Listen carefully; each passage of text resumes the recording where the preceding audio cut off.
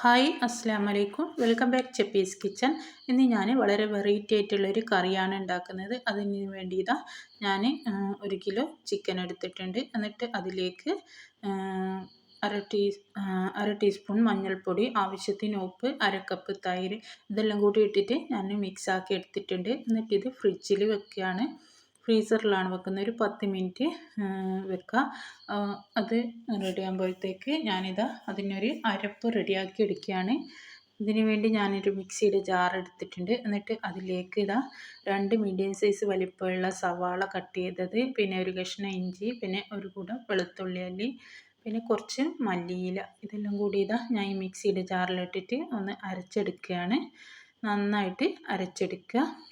ഞാൻ അരച്ചിട്ടുണ്ട്. 10 മിനിറ്റ് കഴിഞ്ഞിട്ടുണ്ട് ചിക്കൻ ഫ്രിഡ്ജിൽ വെച്ചിട്ട്. എന്നിട്ട് ഈ അരപ്പ് ഫുള്ളും ഇതിലേക്ക് ചേർത്ത് കൊടുത്തിട്ട് നന്നായിട്ടൊന്ന് മിക്സാക്കി എടുക്കുക.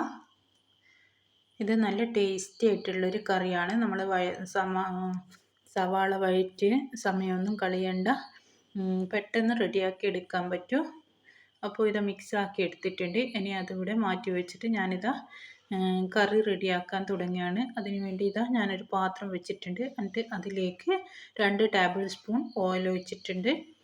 ഓയിൽ ചൂടായതിന് ശേഷം ഇതിലേക്ക് ഒരു 6 പച്ചമുളക് ഇട്ട് കൊടുക്കുന്നുണ്ട്. എരിവൊക്കെ നിങ്ങളുടെ ഇഷ്ടത്തിനനുസരിച്ചിട്ട് ചേർത്ത് കൊടുത്താൽ മതി. ഞാനിതിൽ വേറെ മുളക് പൊടിയൊന്നും ചേർത്ത് കൊടുക്കുന്നില്ല. ഈ പച്ചമുളക് മാത്രമേ ചേർത്ത് കൊടുക്കുന്നുള്ളൂ. ഒരു 2 മിനിറ്റ് പച്ചമുളക് ഇട്ടിട്ടൊന്ന് ചൂടാക്കിയതിന് ശേഷം ഞാൻ ഈ ചിക്കൻ്റെ മിക്സില്ലേ അത് ഇതിലേക്ക് ഒഴിച്ചു കൊടുത്തിട്ടുണ്ട്. എന്നിട്ട് ഉപ്പ് കുറച്ചും കൂടി ഞാൻ ഇട്ട് കൊടുത്തിട്ടുണ്ട്. ചിക്കനിൽ ഓൾറെഡി ഉപ്പിട്ടത് കൊണ്ട് ഞാൻ കുറച്ച് മാത്രമേ ഉപ്പിട്ട് കൊടുത്തിട്ടുള്ളൂ. എന്നിട്ട് ഇത് അടച്ചു വെക്കുക. അടച്ചു വെച്ചിട്ട് ഒരു 1/4 മണിക്കൂർ ആകുമ്പോഴത്തേക്ക് ഇതിലെ വെള്ളമൊക്കെ ഇറങ്ങി വന്നിട്ടുണ്ട്. ഇനി ഇതിലേക്ക് കുറച്ച് ഒരു 1.5 ടേബിൾ സ്പൂൺ മല്ലിപ്പൊടിയും 1 ടേബിൾ സ്പൂൺ